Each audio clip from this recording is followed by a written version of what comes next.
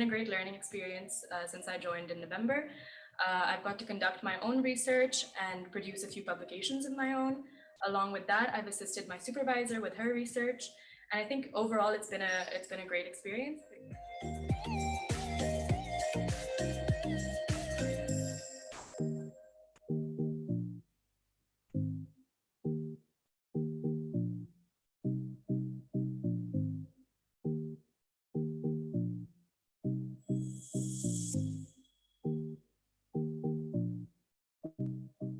My name is Arish Khan. I am the editor of the publications of the Institute of Regional Studies. Alongside that, I also do research on India.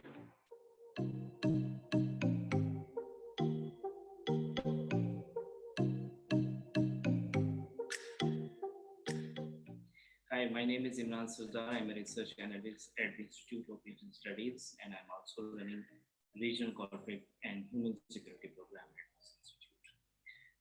This institute is organizing an international conference on emerging challenges and opportunities for South Asia under its newly launched regional dialogue, which has now become a permanent feature of Institute international conferences.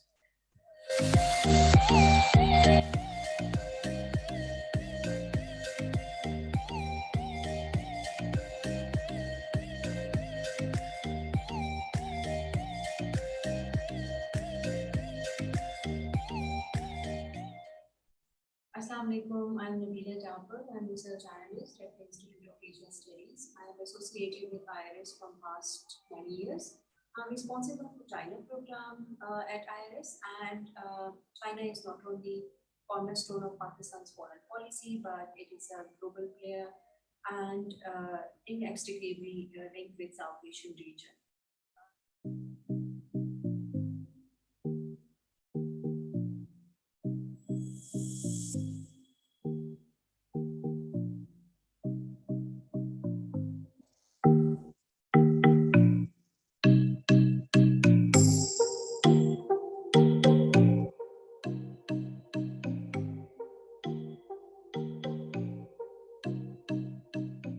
Assalamu alaikum. I'm Zunaira Inam Khan, and I'm running the Afghanistan program here at IRS. Within this program, we look at Afghanistan's political, economic, and strategic relations in the region. We also look at the latest developments in the country and then conduct research and analysis on them, specifically their impact on Pakistan and South Asia.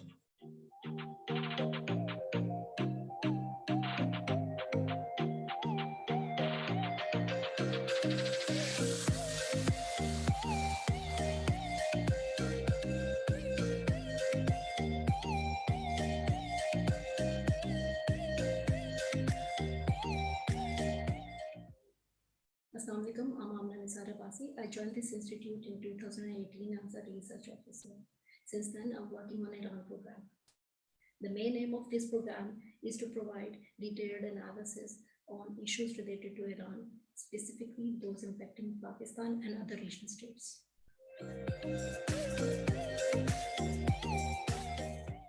Assalamu alaikum. I'm Marian Kaskeli. I'm a research intern at IRS. I work with the China program. As a researcher, we get to hone our skills here. We get to write papers, articles, research papers. We also get to interact with institutions and academics in conferences, seminars, and discussions. At IRS, our knowledge is ever so increasing.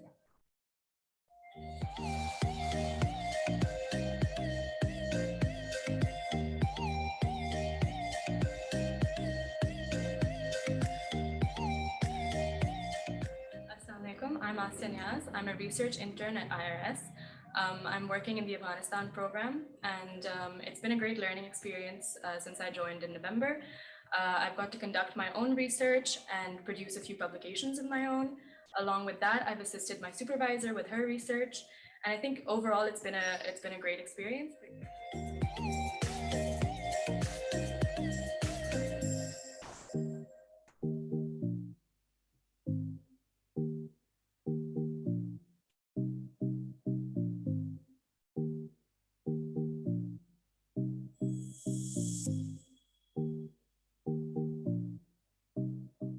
My name is Arish Khan. I am the editor of the publications of the Institute of Regional Studies.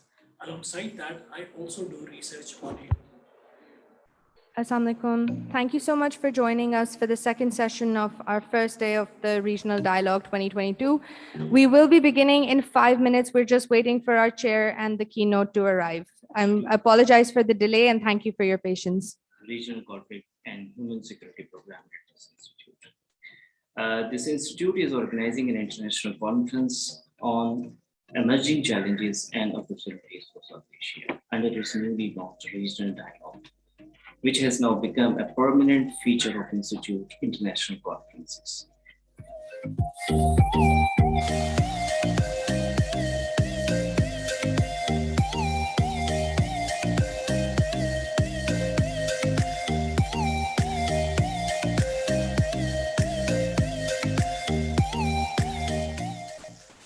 Assalamu alaikum, I'm Nabila Jafar, I'm research analyst at the Institute of Asian Studies. I am associated with IRS from past many years. I'm responsible for China program at IRS, and China is not only cornerstone of Pakistan's foreign policy, but it is a global player and inextricably linked with South Asian region.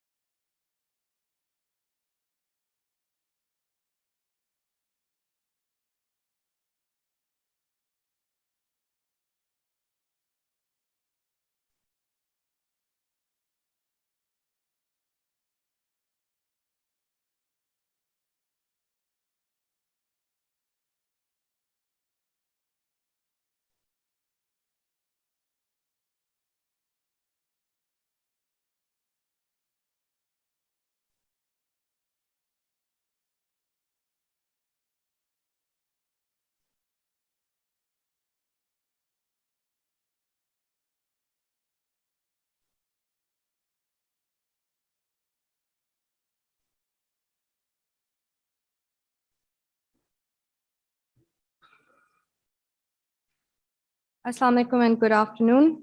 We would like to welcome our esteemed panelists, our chief guests, our keynote, and all the guests who've joined us here today for the second session of the Regional Dialogue 2022. The second session is on domestic challenges of regional countries, and the sub-themes include tackling poverty, food security, and migration in South Asia, extremist ideologies and the future of South Asia, South Asian economic challenge, what works and what does not, and governance in South Asia in post-COVID times.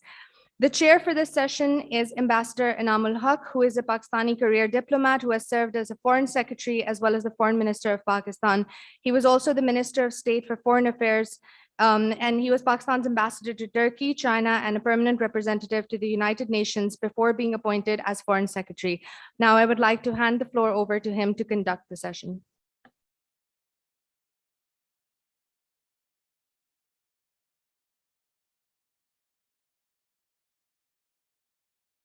Rahman Rahim. According to the program given to me, I have been given 10 minutes to make an opening statement. With your permission, I will save these 10 minutes for my concluding remarks. And instead of making an opening statement, I would straight away move to the keynote address by my favorite firebrand minister, Dr. Shirin Mazari, whose biodata is appearing, I'm told, on the screen now. Is it? Otherwise, should I? Yes. Dr. Mazari holds a BSc Honours from London School of Economics, Masters, MPhil, and PhD from Columbia University, New York, USA. He was a consultant on defense and security from 1999 to 2000, chairperson and associate professor at the Department of Defense and Strategic Studies, Qaid-e-Azam University from 88 to 93. Next page. That's all? And these days she is the Minister for Human Rights. Dr. Mazari will today deliver the keynote address. You have the floor now. Thank you.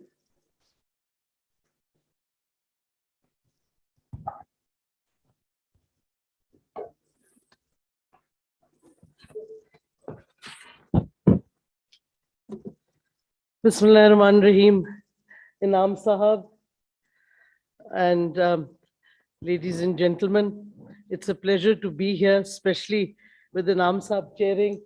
We were together in the Neighborhood Institute of Strategic Studies as well. And Inam Sahab is one of the most brilliant minds I've seen on foreign affairs. So it's certainly an honor to be speaking when he is chairing this session. I looked at the agenda of the program and I was hoping that I would be asked to speak on the external dimensions, but I guess the compulsions of national security organizations spoke otherwise. Anyhow, I will talk on domestic challenges for regional countries. I want to begin by basically saying that ever since war moved out of the traditional notion of two armies of two states confronting each other on a battlefield, notions of security have been altering. The shift in the nature of warfare came much earlier, before the notion of security started altering. Because if you look at war, ever since air power came into its own at the end of the First World War and beginning of the Second World War, then civilians directly became targets in any conflict, especially war as well. War was no more fought on just battlefields between two armies. Civilians were strategic targets in a war. And we saw that, of course, displayed most vividly in the Second World War with the bombings that took place, including Hiroshima and Nagasaki, where an atomic bomb was used by the country, the one country that possessed it at the time, against a country that not only was not a nuclear country, but had already more or less lost the war, which should teach you a lesson that never deprive yourself of an option when your neighbor or your rival has that option. Anyhow, What I want to say is that the concept of war began altering as the center of gravity of a state shifted from its military power to the country as a whole. The traditional notion is that if you defeat an army, then the country is defeated. But that concept, the old traditional concept of center of gravity that Clausewitz formulated, really didn't exist anymore once air warfare and civilians became central to any war fighting effort. And then came nuclear weapons, and then we had the concept of the Cold War, which effectively was the beginning of what we now refer to as hybrid warfare, as if this is something very new. But in fact, it's not new. The tactics that were used during the Cold War, cyber warfare, economic warfare, these are all what we now put under hybrid warfare. And some people, including some military analysts, get very excited as if now we are confronted with hybrid warfare and this is something new, so we must formulate. I beg to differ. Hybrid warfare has been here for a long time. And if we in Pakistan have been slow in catching up on what to do and how to deal with hybrid warfare, then it is a failing on our part and people who analyze their fault, not that it's something new at all. So then I come to the issue of security, which was redefined within a holistic framework of economic security, security from fear, from hunger, from disease, all in terms of human security for all citizens. So this introduction, lest everybody thought I'm wandering away from domestic challenges, is to put a framework and how to view domestic challenges, because you can't just view them within society. You have to also take into consideration the external environment within which a state operates because of its geopolitical situation, especially its geography. So the challenges confronting a state in terms of formulating a holistic security policy, given the external environment, are how to meet the domestic compulsions within the framework of external challenges. For Pakistan, these linkages between the external and the internal are intricate because Pakistan straddles West Asia and South Asia geographically, and both areas presently are facing security challenges. The Afghanistan war, especially, and the hurried departure of NATO and the US has, of course, as we all know, created a humanitarian crisis in Afghanistan. And that threatens a severe fallout on Pakistan in terms of terrorism and of a possible refugee influx. Pakistan already, as you know, is home to a huge population of Afghan refugees and is facing an increase in terrorism from its western borders. Unless stability is achieved in Afghanistan, an influx of the people from across the many border crossings with Pakistan will add to both the socio-economic pressures on Pakistan, especially in the volatile merged areas of Khyber Pakhtunkhwa, Balochistan, and to the internal security issue of terrorism. So hence Pakistan's declared priority policy of seeking to stabilize Afghanistan through seeking global support to deal with the humanitarian crisis, and of seeking the TTA government's support in denying TTP and other terrorist groups that are seeking havens in Afghanistan. These are priorities, and rightly so. Pakistan also faces the challenge of terrorist groups seeking shelter along the Pak-Afghan border. There is also the challenge of how to continue allowing the facilitation of electricity, power, and other facilities that are available to Pakistani citizens along the Pakistan-Afghan border areas of Balochistan to continue, which in a way acts as a deterrence to large-scale smuggling, which has a direct negative bearing on our economy. But we have to balance that by seeking to avoid coming under the acts of US sanctions against Iran. Opening up of border markets has been one effective measure that our government has now put in place. On the Eastern Front, the present Indian government's continuing efforts to up the military ante, especially along the LOC, means dealing with an ongoing external security challenge. So to sum up, externally, Pakistan confronts an unstable environment that prevents regional cooperation in the economic and trade issue areas, which could have allowed all the regional countries the benefits of regional economies of scale and free trade. What the business community in Pakistan, as elsewhere, which is motivated primarily by the profit motive, fails to understand is that one can hardly have trade with a neighbor like India that is not only conducting war crimes in illegally occupied Jammu and Kashmir, but targeting its own Muslim citizens, especially women, and holding the threat of false flag operations against Pakistan ad nauseum. So unfortunately, for the foreseeable future, the economic potential of regional trade eastward with India for Pakistan remains unlikely, despite the common challenges of poverty, food security, migration, and human trafficking confronting both Pakistan and India. However, expansion of trade, a major factor in improving the economy and the living standards of the people, westwards through Iran and into Turkey, as well as into Central Asia, into Central Asian states, is now being operationalized by Pakistan. The transport infrastructure challenges also need to be dealt with if this trade potential is to be fully realized. In fact, in terms of trade and exports, the government has realized the need to move beyond red tapeism and truly implement ease of doing business frameworks. One major benefit of trade access to the EU is, of course, through the GSP Plus, and this has been linked to implementation of human rights conventions by Pakistan, which Pakistan is already a signatory to. The challenges confronting ordinary Pakistanis in terms of their basic human rights are being addressed through bringing Pakistan's laws in conformity with the commitments made in these international human rights conventions.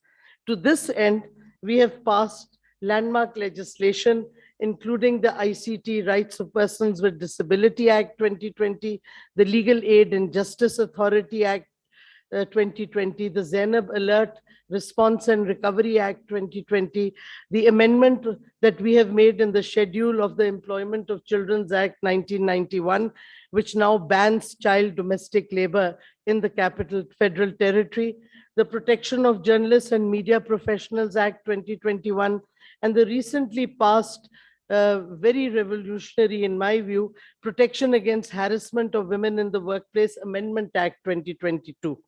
But two outstanding issues remain in fulfilling our international commitments and in improving and providing justice and security for the people of Pakistan, the ordinary citizens, which is one of the big domestic challenges. And those two issues that remain unfulfilled, but we are in the process of fulfilling them, are of course our anti-torture bill and criminalization of enforced disappearances, a bill that was passed by the National Assembly and is taking a long time to appear in the Senate, but hopefully it will appear. The pandemic again presents serious challenges to governments across the world, and we saw some devastating effects in our own neighborhood, especially in India, as well as in many developed states. Pakistan's approach to the pandemic was primarily guided by a human rights perspective, focusing on the well-being of its people.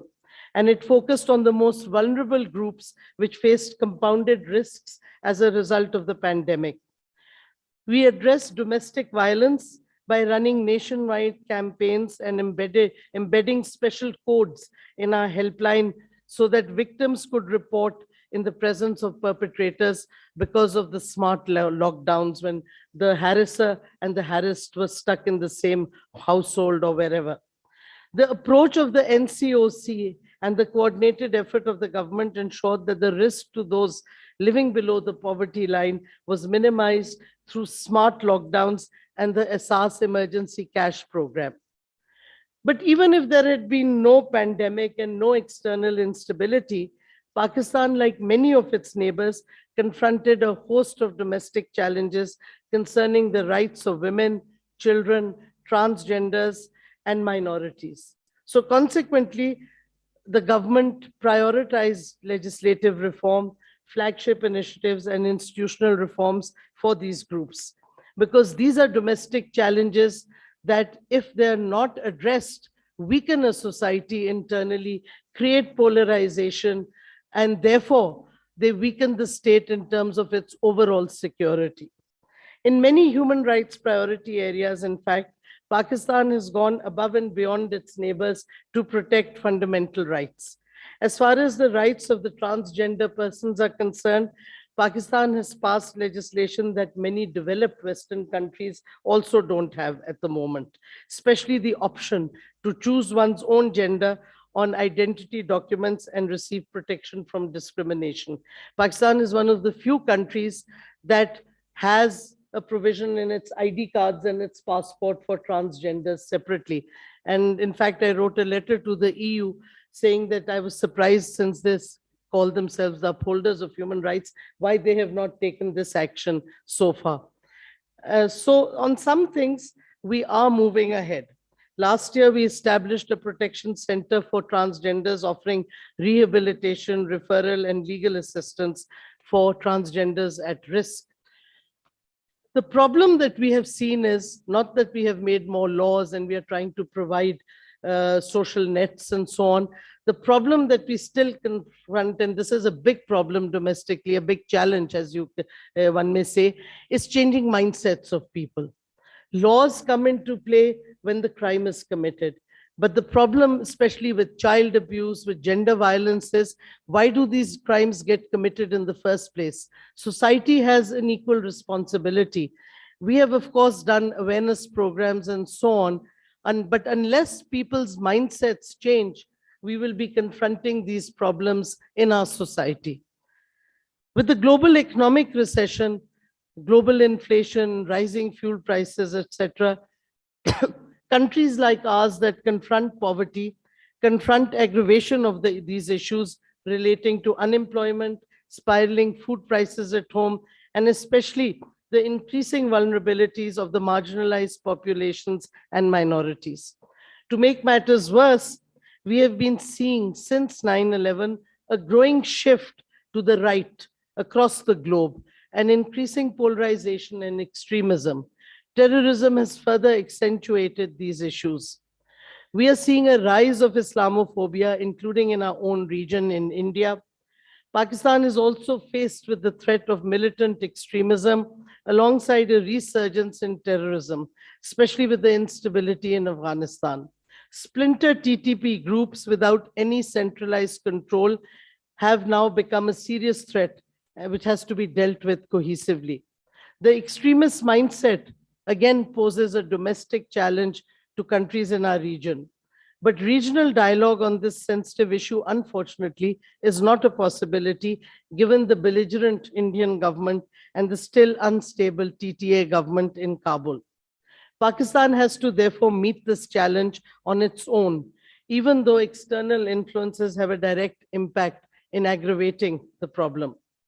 Overall, traditional domestic challenges like poverty have now expanded to include challenges of terrorism and extremism, which have direct external linkages. But unfortunately, no regional mechanism to deal with these challenges. Pakistan has moved to deal with the traditional challenges of human security, as I've pointed out, by also beginning to build a social welfare network and framework for the first time, including a healthcare system based on quality free healthcare for all its citizens. The issue of extremism and terrorism still requires a more cohesive approach. A beginning was made with a NAP that was formed after the National Action Plan that was formed after the APS tragedy. But unfortunately, that NAP was really napping all along. It lay dormant. And only now is being revived. Criminal law reforms, which should have taken place in the previous government because that was part of the NAP requirement, have now finally been not implemented, but drafted. And there is now a cohesive criminal law reform bill that is ready to be placed in Parliament, where for the first time, all the criminal laws that exist in Pakistan, especially those from British times, which were never revised or renewed or updated, have all now been updated in a more cohesive manner, and especially taking into fact that we are now an independent democratic state, not a colonial power, not a colony. Criminal law reforms, therefore, have become very critical, because if we are going to provide justice, which is a big challenge to all our people, at little cost and should not be time consuming, then you need to review and revise and reform the criminal laws and the way that the criminal system functions at the moment.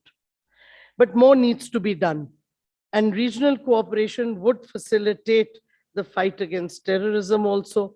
But when regional states like India are themselves the instigators of terrorism in neighboring states, then cooperation is not an option. Human security at the end of the day is indivisible, but as long as conflict remains unresolved, our countries will remain vulnerable to threats to human security. And at the moment, we can meet the challenges within our domestic framework, but we need to realize that there are limitations, because a number of these challenges are interdependent globally and regionally. So we have to also move towards finding some form of regional cooperative frameworks, and the beginning has to be made, of course, with conflict resolution. Existence of conflict and human security do not go hand in hand. Till conflicts end, the ordinary people in countries which are subject to conflicts will never be able to get the sort of human security that is critical to any well-developed, egalitarian, and democratic society. Thank you very much.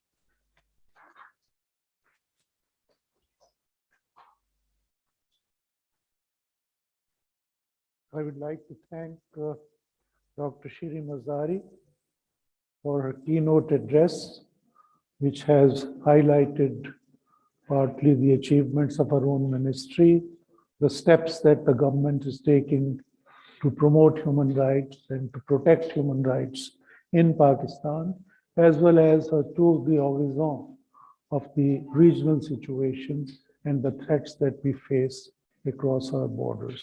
Thank you, Dr. Saab. The next speaker on my list is Dr. Mounus Ahmad, and he will be speaking to us on the subject of the challenges of extremism and the future of South Asia. Dr. Mounus Ahmad, you have the floor, sir. Dr. Mounus Ahmad is a meritorious professor at the Department of International Relations, University of Karachi. He is also a DAAD Fellow, Conflict Management and Studies Program, Willy Brandt School of Public Policy, University of Erfurt, Germany. You have the floor, sir. Thank you very much.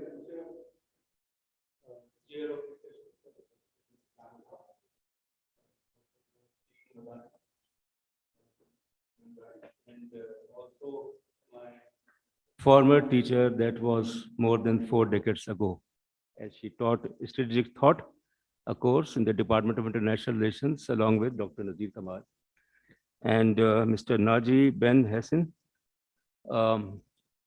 another speaker, participants. I must thank Institute of Regional Studies for the invitation. And it reminds me that it is now 4 decades since the IRS was established, was formed in 1982. Having said that, since I have 15 minutes, which means 900 seconds, and I decided to have my PowerPoint presentation, but then I thought that it will not be possible to cover all the slides.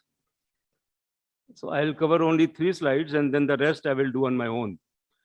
The topic is basically, it's how extremism and why extremism is a challenge.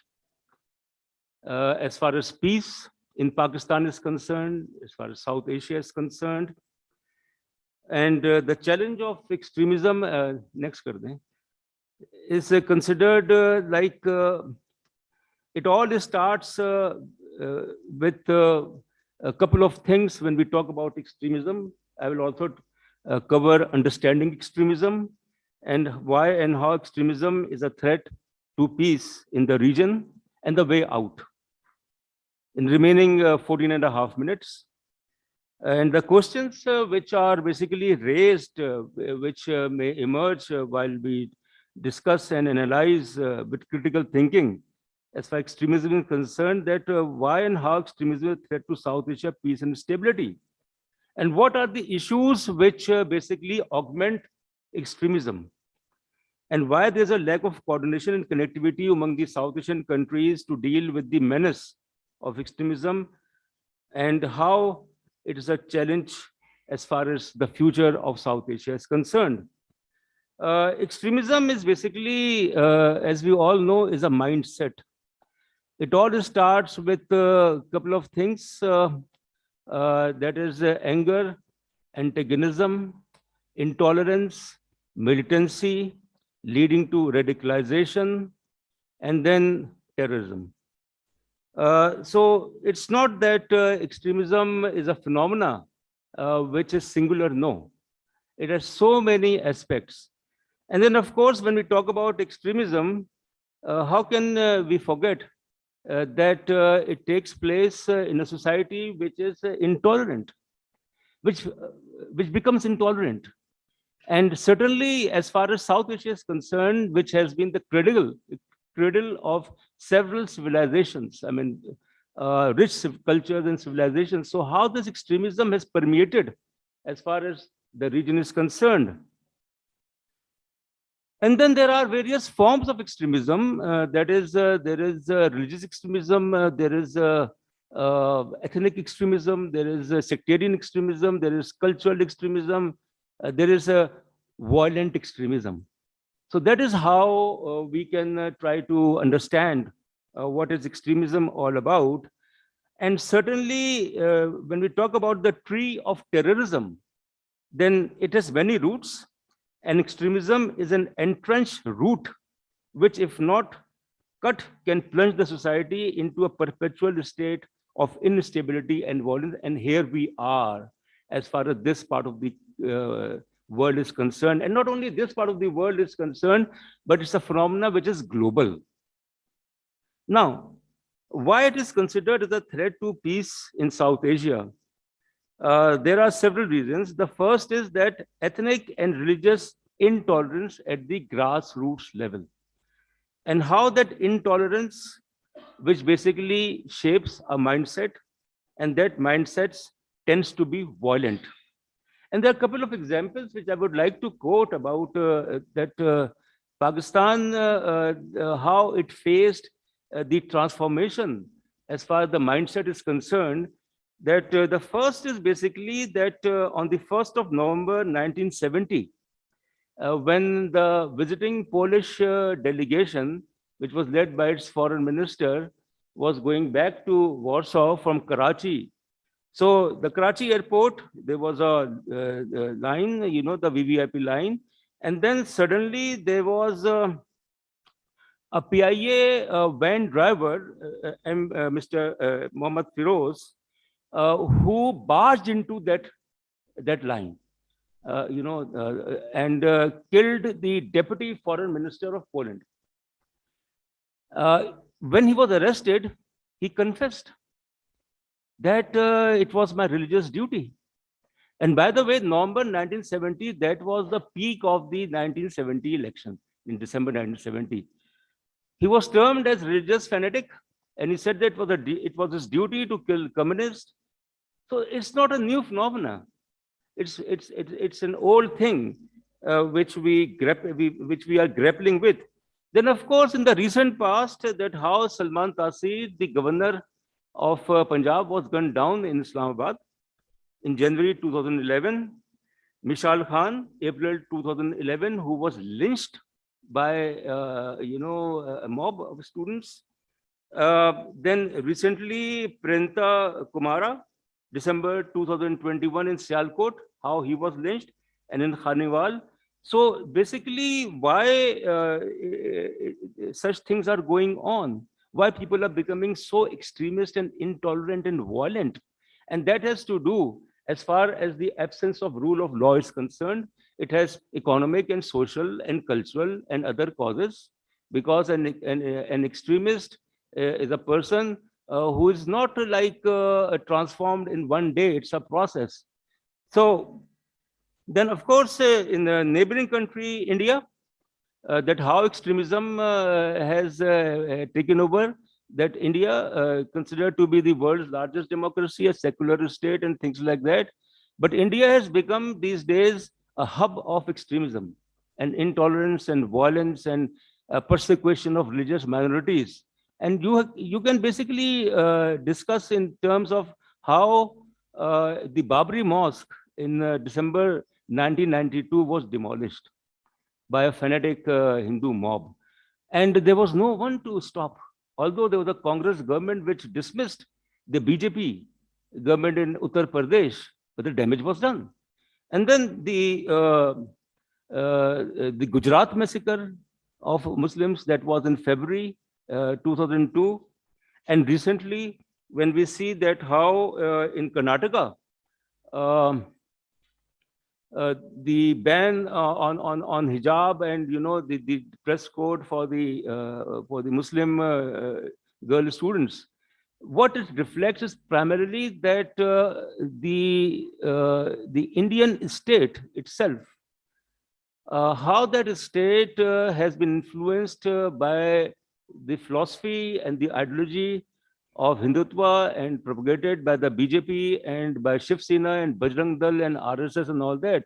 And they're very confident that they can, declare India as a Hindu state. And there was in December, there was a gathering, there was a meeting of the Hindu nationalists in which they threatened as far as the genocide against the Muslims concerned. So that is one thing which we have to understand, that how extremism in India, which was, India has always faced communal tension. It has always faced persecution of religious minorities. In Pakistan, we are facing the same problem.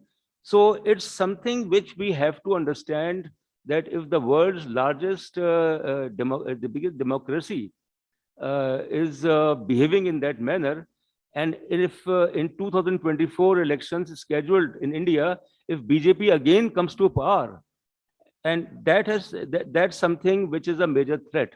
So they will implement the agenda and the Citizenship Amendment Act, and what they did in case of Jammu and Kashmir on August 5th, 2019. So that's basically something which we have to take into account. Now, the thing which I would like to focus on, that extremism is something which can only be countered. It cannot be countered by superficial type of measures.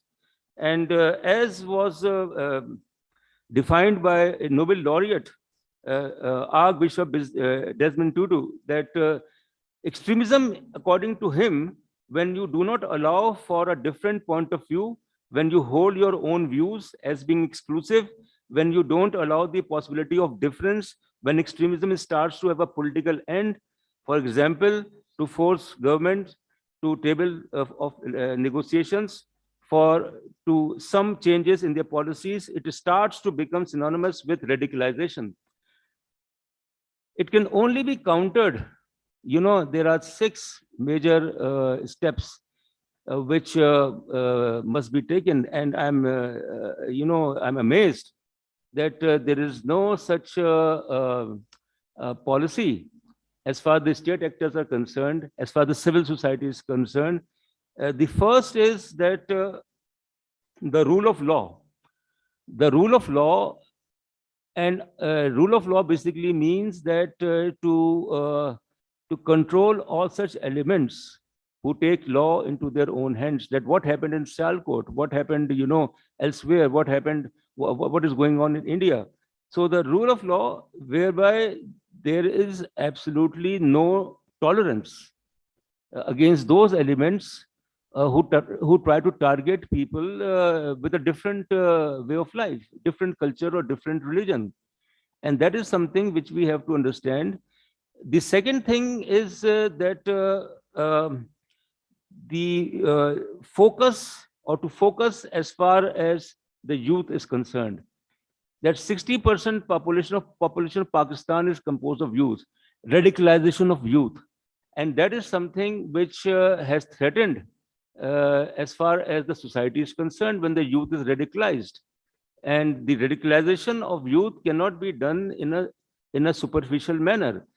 There has to be a process of better education, quality education. And it has been said that around 20 million, 25 million children in Pakistan are out of school. So quality education, that is something which must be ensured.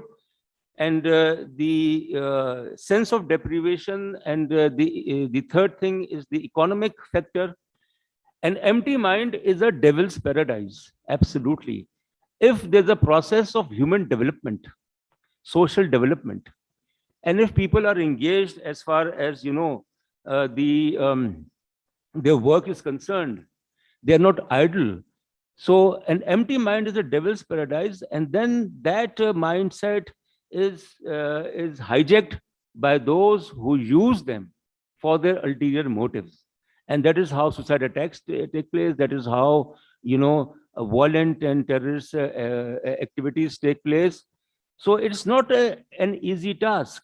And the fourth thing is that the state institutions, and this is something which is going on in India these days, that the BJP and Shiv Sena and all such extremist and violent, and preaching an ideology, an extremist ideology, they have succeeded in compromising as far as judiciary is concerned, as far as bureaucracy is concerned, as far as security and agencies and the military is concerned, that they have in their rank and file, you will find such people who look the other way. If there is persecution against Muslims or against Christians or against Dalits, so this is very dangerous. That if the state institutions, like in the Nazi Germany, how Nazi Germany during the interwar period, it pursued a policy of anti-Semitism. It pursued a policy of intolerance against religious minorities, against Jews and so forth. Same thing is going on in India. So Arundhati Roy, in her interview with Karan Thapar, she said that we will not allow that thing to happen, but it is happening. And if it is not stopped, that the state institutions in India, the judiciary, the bureaucracy, military and the police, they are collaborators with those who take law into their own hands, that's very bad. The fifth thing is about the lack of coordination as far as South Asia. I'll just finish in a minute. South Asia concerned, that there's a regional organization which is called as SAARC, South Asian Association for Regional Cooperation.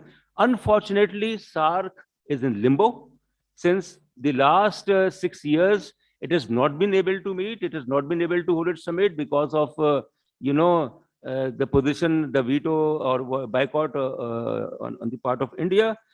So it is SAARC which could have done something about it. And the fifth thing is about the civil society.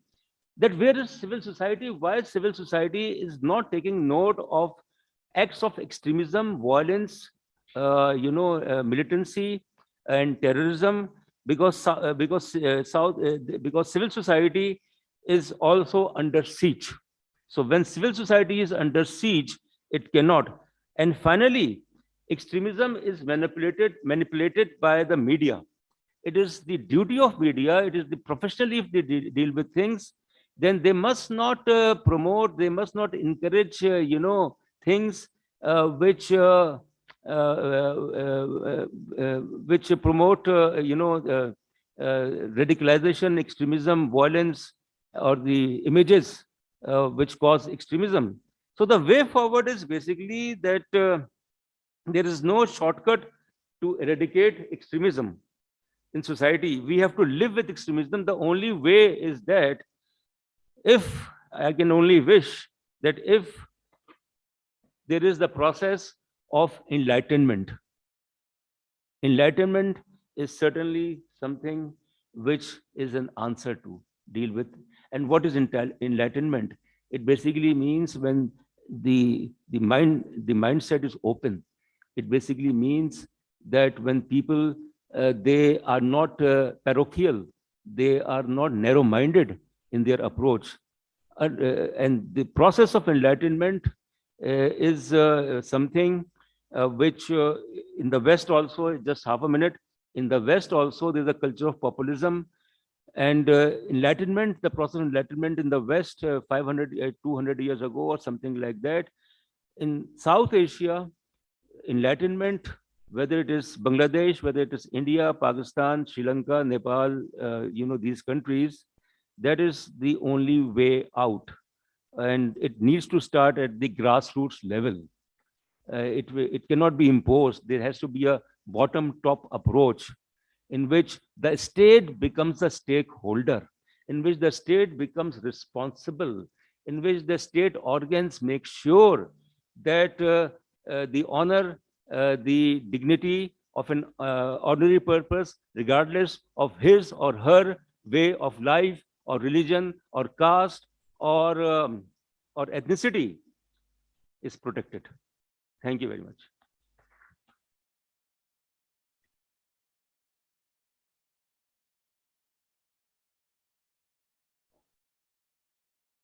I would like to thank Dr. Mounus Ahmad for his address on challenge of extremism and the future of South Asia. He has explained the reasons for spreading extremism in this region and also suggested the way ahead, which is enlightenment and learning of tolerance and state responsibility to prevent extremism. There are really no shortcuts to ending extremism in the world or in this region. I thank you, Doctor. The next speaker on our list is Mr. Naji bin Haseen. He is the country director for Pakistan for South Asian region at the World Bank Group. And he will be talking to us on tackling poverty, food security, and migration in South Asia. You have the floor, Mr. bin Haseen.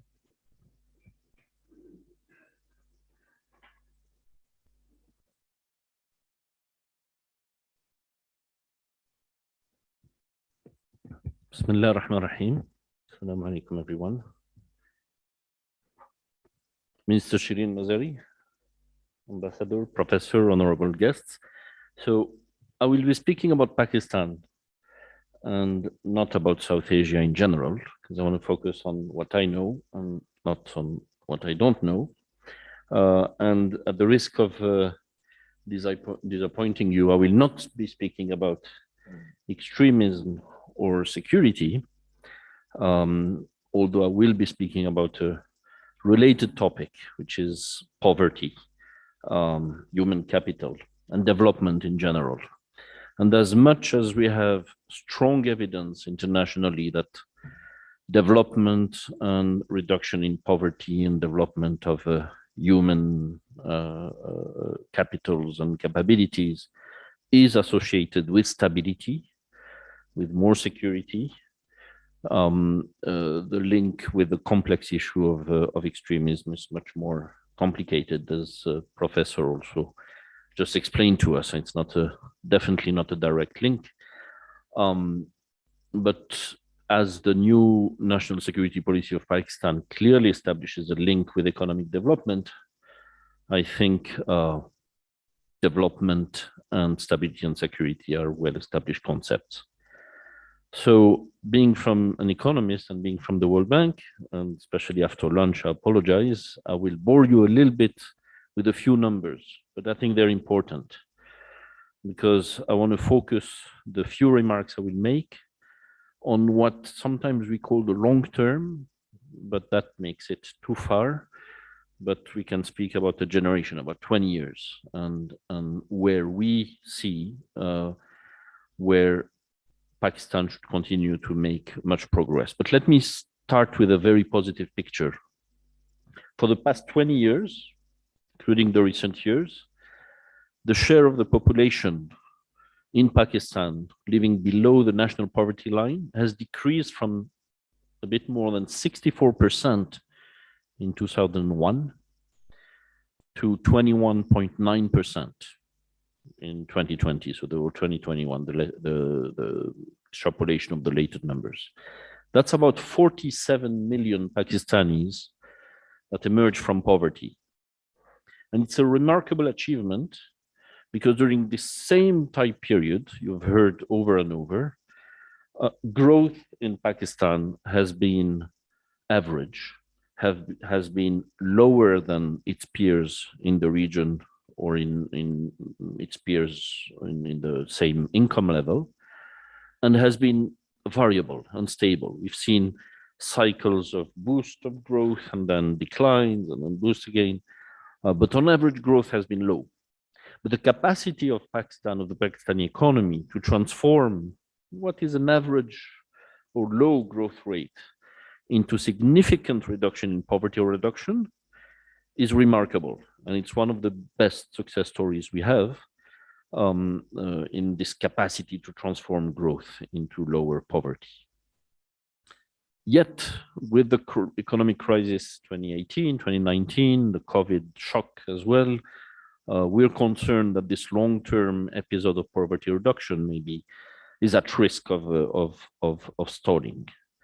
And there are some indicators that are less successful. Usually when you see such a dramatic drop in poverty, which is fantastic news for the country, you also see declines in stunting rates, for example, at the same speed.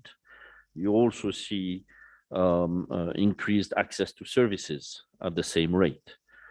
We see improvements in these areas in Pakistan, but much less, not proportional to that reduction in poverty, which means that the potential to continue in this positive trajectory over the medium term or long term is at risk. So let me give you a few numbers, which for us drive what are our priorities in the support to the government of Pakistan over the coming years. So for example, we have a concept globally that's been developed that's called learning poverty. So we say that the child has learning poverty when she or he is unable to read and understand an age-appropriate text by age 10. The rate of learning poverty in Pakistan is 75%. So 3 children out of 4 at age 10 can't read a simple, understandable, short, age-appropriate text. And the rate is higher for girls. And that rate, despite the significant reduction in poverty, is 16 percentage points than the average in the rest of the region, and some 20 percentage points lower than where Pakistan should be given its level of income. So learning poverty. And that's the first priority of the World Bank in the coming 5 years. We called it, all our priorities, new priorities start with G. We called it girls and boys education and learning. And we distinguish both because we're going to focus even more on girls' education. With this type of rates, we can do all what we want in terms of measures to boost growth and improve the business environment, etc. Long-term growth is capped when you have this level of learning poverty. So we are supporting the government both at the federal and provincial levels on this #1 priority. And that's primary determinant of long-term growth and of the level of poverty, and therefore of the country's stability and security as established by many scholars and by the government itself. Second one, which did not decline as fast as poverty, stunting rates, again, for children. It was about 50% in the early 2000s of children, 43% in 2013, 38% today, higher for girls as well. which makes it 6 to 7 percentage points lower than the average in South Asia, but which makes it at the level of countries that are poorer than Pakistan. With a stunting rate of 40% or 38%, again, learning ability, it's linked to the first priority of the learning poverty, and long-term ability to live a productive life is muted or is constrained or is capped. So again, long-term growth, poverty reduction and stability with this level of stunting rates will be capped. And interestingly, and it's a puzzle, and that comes to the third priority, generally across countries, you expect when poverty declines that nutrition intakes improve, and therefore stunting rates should decline at about the same rate. It hasn't happened in Pakistan. And one reason, it's partly still nutrition and the dietary content of nutrition, and I'll come to it on speaking about agriculture. But one reason is access to clean water, which is a big determinant of the ability of young children, but also mothers and pregnant mothers to absorb calories when water is not clean. And unclean water is a hazard and is driving this high stunting rate, which by the way are high across quintiles, not only for the poorest, but also the middle, but also in urban areas, which is also puzzling and an exception in the country. Speaking of quintiles, I should have started with another important positive news. In the region, since we're speaking about the region, Pakistan is among, or is the less unequal region. Okay. It has the Gini coefficient, as economists measure it, that is the lowest in the region, which is good news. I said less unequal and not more equal because it's still high at 37%. It could be reduced, and it has declined, which is good news. This is a more equal society. So access to sanitation and access to clean water to fight stunting is a very important priority of our work going forward. Then I will not give you the details of where poverty is concentrated and the impact of urbanization, which has grown fast and explains part of the poverty reduction, but the pressure that this has created in large metropoles and the need to develop secondary cities. And there's a whole urban development agenda which is associated with urbanization, migration to cities, and poverty reduction. But I'd like to end on the priorities going forward. How do we, government is active in this, obviously, but definitely the pathways, given that the poor are also concentrated in rural areas, education, of course, as I said, number one, focus on agricultural productivity and the nexus with access to water and the climate risks that the country is facing. The nexus between water, agricultural productivity, nutrition, and poverty, I think, is a central nexus of addressing poverty in the rural areas in the country.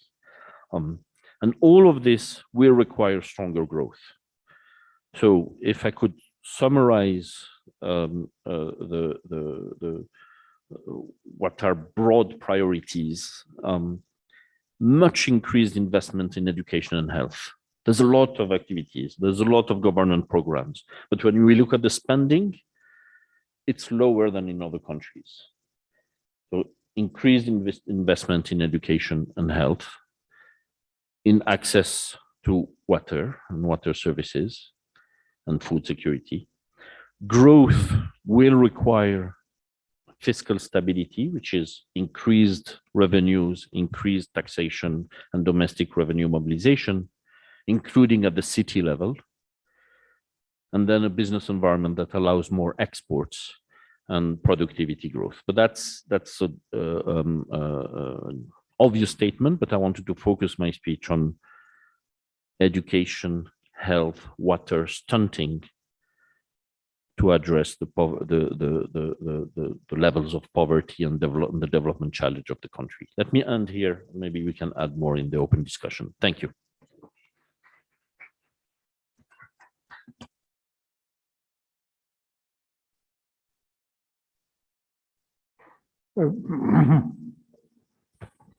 I would like to thank Mr. Najibin Hussain for his address to this gathering. We are very grateful that he found the time from his multifarious duties to come and speak to us on the subject of poverty and how to tackle it, food security problems, and other related problems, including migration to urban areas and megacities. The next speaker on our list is Dr. Ishrat Hussain. Is he online?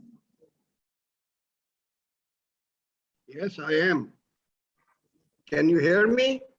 Yes, he is. I would like to welcome Dr. Ishrat Hussain to our meeting. Dr. Ishrat Hussain is a former advisor to the Prime Minister on institutional reforms and austerity, and he's an expert on economic issues, and he will be speaking to us today on South Asian economic challenge, what works and what does not. Dr. Saab, you have the floor, sir. Thank you, Mr. Chairman. First of all, let me thank the Institute and Ambassador Nadeem for inviting me to this particular conference. I'm glad that IRS has been reactivated since its transfer from the Ministry of Information, and Foreign Affairs Ministry is taking active interest, and today's conference is a vindication of our decision to transfer this to the ministry. So I hope that they will continue to do serious research work. I have been a student of South Asian economy for quite some time, but just to remind our audience, some of them may not be up to the date, that South Asia is still the home of the largest number of the poor in the world, despite all the progress which Naji has pointed out and what Indian economy has accomplished and Bangladesh has accomplished. So we are still 400 million people who are living below $1.90 per day. So our challenge is still very formidable.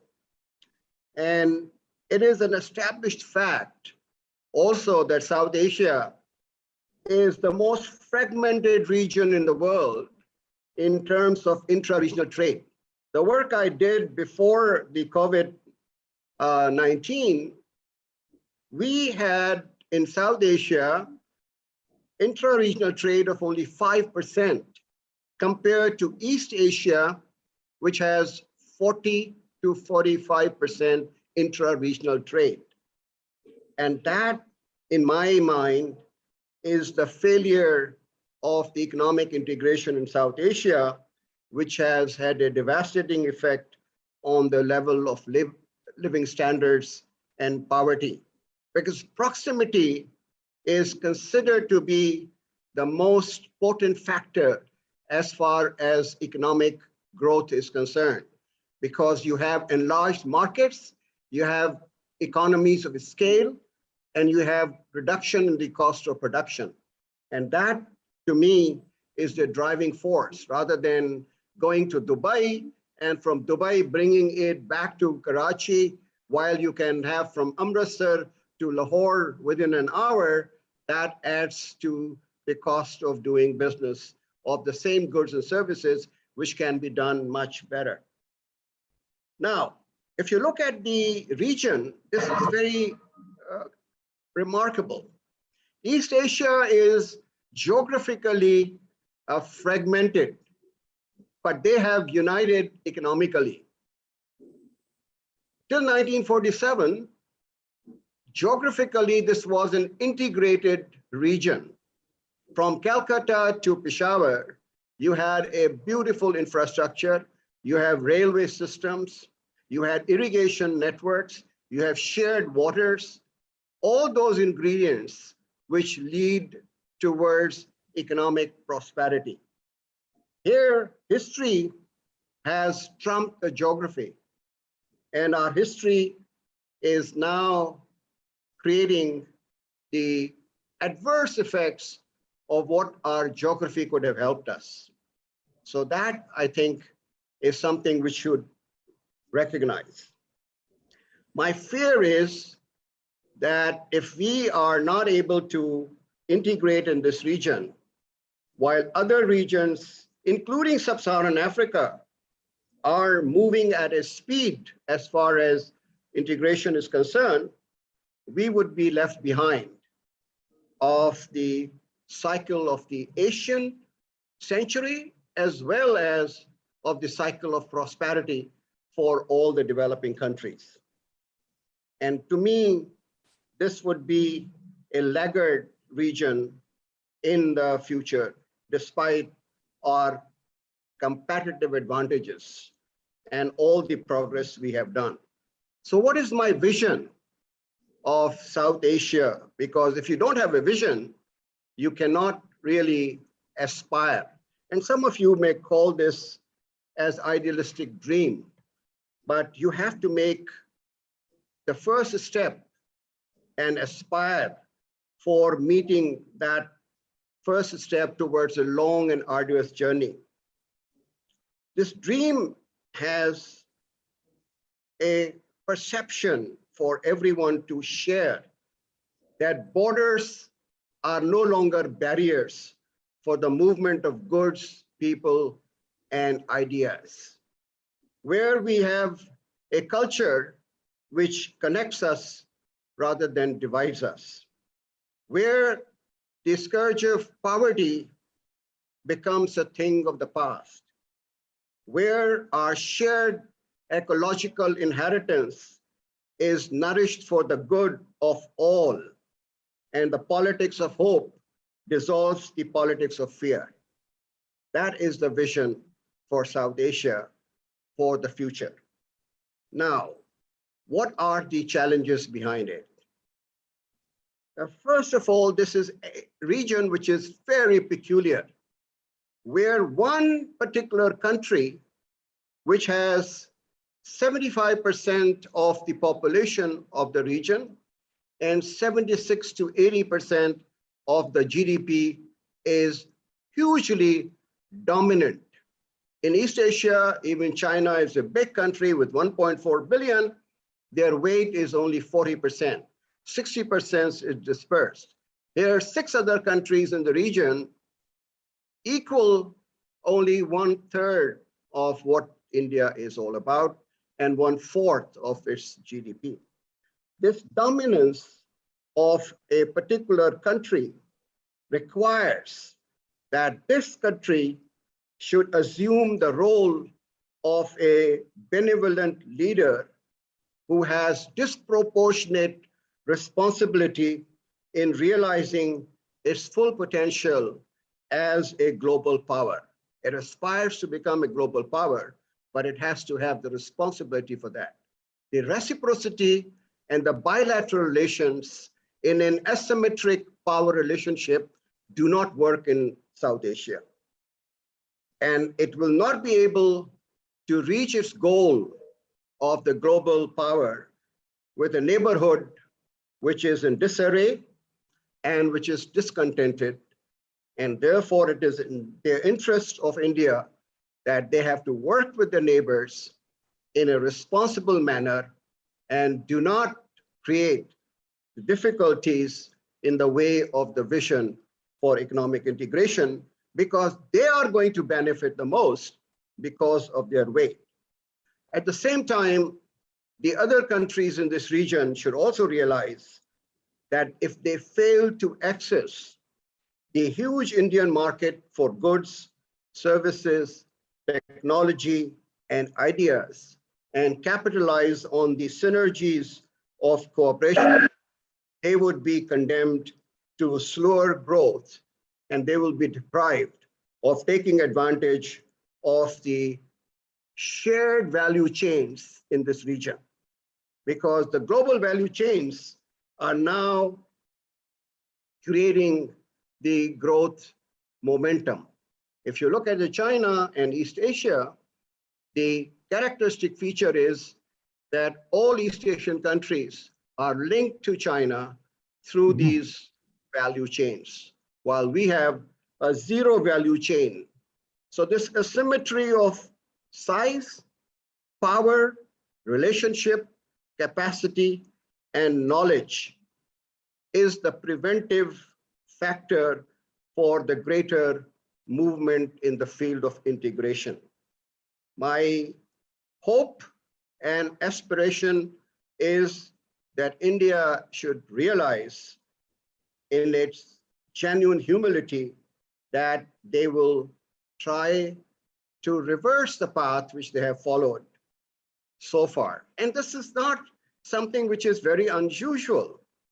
Mr. Chairman will remember that in 2014, we had almost reached an agreement with the Congress party when our trade minister, Mr. Khurram Dastgir, and Mr. Anand Sharma from India had gone to the extent of having a final draft of the non-discriminatory market access for India, which is the most favored nation, and also a revised sensitive list under SAFTA in which India gave up a lot of bottlenecks against Pakistani textile industry, and a starting point for SAFTA in which the tariffs would have gone down to 5%. It was a sheer bad luck that the electoral politics of India came in the way of the formal ratification of that agreement. We were told that the new government would come in and they would try to formally ratify, but that day and today, we haven't been able to do that. Had that taken place, ladies and gentlemen, I can assure you that we would have a very different scenario of economic growth, food inflation, medicine prices, imports of imports in Pakistani goods and exports, and penetration of our apparel in India. The work which I did in State Bank of Pakistan in 2004 showed very clearly, sectorally, we disaggregated that India-Pakistan trade liberalization would take us 5 times more. Similar studies were done by ICRIER of India, which showed the pattern to be 10-fold increase from $2 billion in 2011 to $20 billion. And we have seen the evidence of the trade between Indian Punjab and Pakistani Punjab. When the onion shortage took place in India, we supplied onions to them. When there were potato shortage in Pakistan, Indians provided the potatoes, and that stabilized the prices for the consumers. Since 2019, we have a complete shutdown.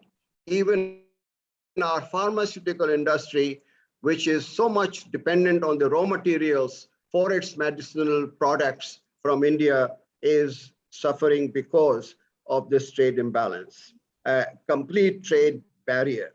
So my time is almost over, 15 minutes. I would submit that the most compelling reason for greater South Asian cooperation is the fact of proximity.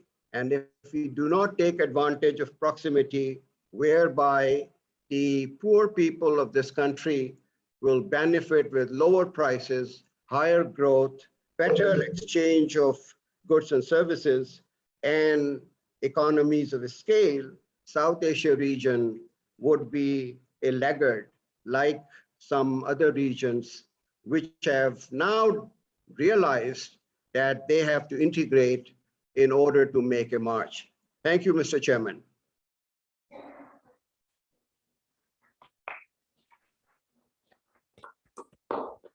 I would like to thank Dr. Ishrat Hussain, who has spoken with clarity and logic about the economic challenges of this region and what can work and what does not work. He also spoke of the missed opportunities and expressed the vision and hope that this region will become the hub of trade activities, and trade between the regional countries would proceed on the lines of East Asian countries. The next speaker on our list is Dr. Zahid Shahab Ahmed, who is a research fellow at Deakin University, Australia. And his topic for today is governance in South Asia in post-COVID times.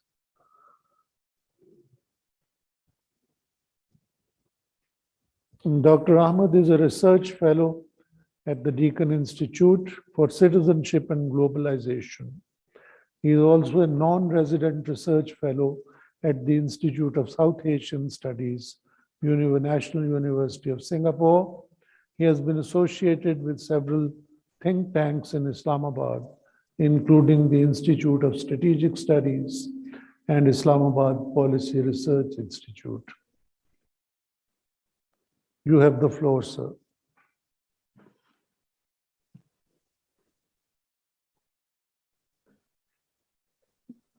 You have the floor, sir. Thank you very much, Mr. Chair. I was actually muted. I couldn't unmute myself, so apologies for that. I thank the Institute of Regional Studies for organizing a very timely conference and for inviting me to speak on a very important issue. And I'm sure further discussions will be generated and there will be some policy impact from these exchanges. I think all the other previous esteemed speakers have done part of my job by covering a range of issues that relate to governance and governance related challenges and then COVID times. So in terms of what I'll discuss with a focus on governance in South Asia post-COVID, it's technically not post-COVID, it's since COVID, because we are still facing the pandemic and its impacts on economies and governance and basically how the pandemic has been handled. So I'll go by the generic definition of governance and we'll focus more on states and citizens in South Asia. And as we know, COVID-19 remains a major challenge, as we have seen in the wake of Omicron now, countries across South Asia, especially India, Nepal, and Bangladesh, they are reporting alarming numbers of cases. India alone reported more than 2,000% increase in COVID-19 cases in a single day since the start of Omicron, and 500,000 deaths alone in India. So this deserves some attention in terms of how not just the pandemic has been handled, and other speakers have talked about it, but how this is going to affect the overall governance or good governance in South Asia. And as Professor Monis Amir, talked about and covered, especially religiously motivated extremism in South Asia, particularly in India, I'll focus more on how this has also been manifested in the handling of the pandemic and the coronavirus pandemic has further reinforced, you can say, pre-existing societal divisions. And I think Professor Dr. Ishrat also talked about fragmented societies and communities and so on. And in times of COVID, we have seen how certain governments have handled the situation, especially the biggest state in South Asia, and we've seen the poor who are unable to practice social distancing, and that was the case in many cases where millions work as daily wagers and as laborers and so on, and how they were punished. We saw specifically cases of the migrant workers in India and the handling of refugees and so on, and also how in times of pandemic, this pandemic anxiety, especially in India, was also manifested in prejudice against Muslims who have been blamed for the spread of the virus, or at least they were blamed at the beginning.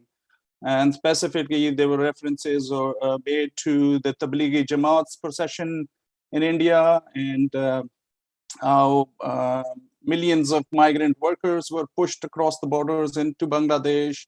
And initially in Pakistan, we also saw when Shia pilgrims returned from Iran to Pakistan, of course, there was some blame game there as well. And bringing, I think, the immediate response from developing countries like that of South Asia, the ones that provide migrant workers in millions to rich countries, was to rescue their own citizens who are working in other countries. And I think there was a lot of pressure from Gulf states and Pakistan alone, through Pakistan's foreign ministry, I think initiated this remarkable operation of rescuing Pakistani citizens from all those countries. And with that, of course, many flights came in which there were 60% COVID positive cases. One flight alone from Abu Dhabi came with 200 passengers, and out of those, 105 were COVID positive. So that created a kind of a sudden influx of, you can say, COVID positive cases. And in developing countries, I think what a common feature across the region, doesn't matter if India is the largest economy with so much of its resources, a visible weakness has been in the shape of inadequate social security. And this was seen through lack of investment in the health sector in all countries. And it's not just one country, all South Asian countries lacked enough infrastructure to deal with the pandemic. And then came other issues. And I'll talk about this. And I think it also partly relates to Professor Emmer's discussion as well on extremism, because we saw, or you can say, partly fundamentalism as well, because we saw there are religious gatherings across the region. They kept on going in times of COVID when the cases were very high. In India alone, last year's Kumbh Mela was labeled as the super spreader of the pandemic, and the right-wing government in India has just allowed such religious gatherings to happen because that's, in a way, their largest vote bank in there, and it's a very sensitive issue in that regard. But looking at the positive aspects, we've talked about, I think I've especially talked about on the negative aspects a lot, but look, I think the vaccination success in South Asia, considering the status of economies and the level of governance and the lack of social security, the vaccination level has been remarkable. If we look at the global figures, half of the population in the world was vaccinated by the end of 2021. And in South Asia, in some countries, there was a lot of progress. And all across, if we consider all SAARC member states, they had vaccinated more than 56% of the population by the end of last year, and which is a big achievement despite the realities of poverty, the lack of awareness, and the lack of education and so on.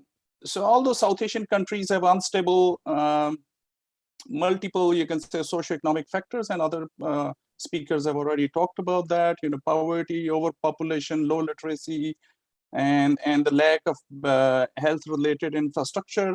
The increasing vaccination trends should be seen as an encouraging sign. So I think in that regard, South Asian countries have achieved a lot. I'm living in Australia, where the state has struggled a lot with, in terms of first procuring vaccines and then ensuring that everyone gets vaccines, because there are a lot of anti-vaxxers, as you can say, in the country. So I'll now focus on a snapshot of what has happened since the start of the pandemic. So GDP growth rates have declined, and many of the countries were on a very good sort of path before the pandemic, but since then there's negative GDP growth rate, and the positive was only seen in the case of Bangladesh, was the highest 3.8% in 2020. Income inflation we've seen in Pakistan and other below the poverty line, as Professor Dr. Ishrat has also talked about. And then impact on the remittances has another, I think, important aspect. In some cases, it has been a very positive impact. We've seen in Pakistan, and remittances have grown significantly just in the last year or so. And job losses, I think, are massive. And especially these millions coming back from other countries who have lost their livelihood, because especially in Gulf countries, if you lose your job, you lose your visa, and ultimately you have to go back to your home country. And creating a livelihood for them is going to be a massive challenge going forward. Investment in social security, I think, deserves more attention. And if we look at how all countries have handled, they have invested more in, of course, the health sector since the start of the pandemic. But that shouldn't be just a short-term solution going forward. We need permanent long-term solutions that can sustain, because we're talking about a region which is 1/5 of humanity in terms of the sheer size of the populations. But can we learn from the lessons of the past? In the past, what happened, I think it's also very important. If we look at the history of mismanagement of crisis, South Asia, unfortunately, has no shortage of those cases. And again, those have been repeated in times of COVID. For example, there has been too much reliance on external funding, on foreign funding or aid in many cases. If we look at Nepal post 2015 earthquake in Nepal, we witnessed corruption, mishandling of funds by the government, and questionable governance practices also by the ruling elites there. Similar was the case of, unfortunately, in relation to reconstruction efforts in Pakistan post 2005 earthquake. And it's, like those episodes provide us with some lessons, and we can also learn, I think, from our handling of the COVID-19 and how it has impacted governance overall. In terms of COVID-related challenges, we have seen that all countries, they suffered from insufficient funds or budgetary allocations in the health sector, and also people's lack of awareness, and people who struggled and they developed their grievances against the governments. Those were also manifested. We saw these protests in Mumbai against lockdowns, in Quetta against the lack of health facilities, in Karachi where workers were protesting, and so on, because there was not sufficient social security for them, for the ones who lost their livelihood. And also in the shape of law enforcement, there are videos on social media and mainstream media full of police beating these people who were violating lockdowns, and that opened doors for criticism on the level of perhaps growing authoritarianism in some South Asian countries. But finally, also I wanted to say in this regard, with reference to the impacts, we also saw this sudden increase in conspiracy theories in relation to vaccines. For example, in Pakistan, I think a popular one was that after getting your vaccines, you have only 2 years of your life. And in Central Asia, the most popular one was that 5G network is responsible for COVID-19. So, such conspiracy theories were everywhere, but that also hindered the government's ability to provide vaccine or to vaccinate everyone. But still in South Asia, I think countries have done well. In terms of COVID management, again, it unfortunately has pushed millions below the poverty line, because people have lost livelihood and jobs, and especially migrant workers who have come back home. In terms of impact on democracy or on governance overall, I'm a bit skeptical to comment only on South Asian countries, because even if some long-term democracies in developed regions have struggled to balance addressing public health concerns and protecting citizens' freedoms.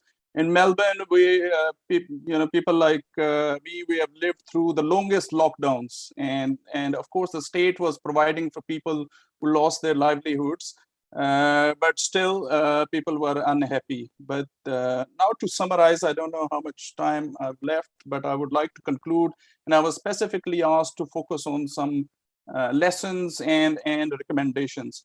So the pandemic is going to have, in my opinion, long-lasting impacts on governance across South Asia, which is comprised of developing and least developed countries, and the region or all states have struggled in terms of service delivery because of limited resources or limited resource allocation towards the health sector or towards, you can say, social security, despite the fact that their populations are ever growing in most of the South Asian countries. And while some were economically making a progress, especially Bangladesh, India, and so on, their progress has also been pushed back by the pandemic. And while the pandemic has not gone away fully yet, inshallah soon, only time will tell how its extension and for how long it's going to prolong will further impact the socio-economic development in South Asia. And the major reality or major hurdle was always the lack of socio-economic development in the region, and also people's levels of awareness and so on.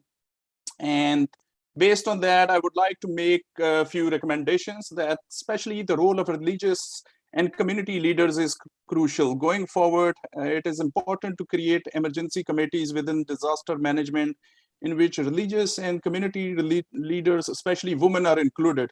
And in my opinion, this could go a long way in terms of community outreach, playing an important role in terms of compliance, because there were a lot of violations of lockdowns and people's opposition to vaccines and even wearing masks in all South Asian countries. And this could provide people with that awareness. And also it is important to revisit civic education in all South Asian countries. I think this is an important lesson from the pandemic, that we need to revisit what kind of civic education we are providing.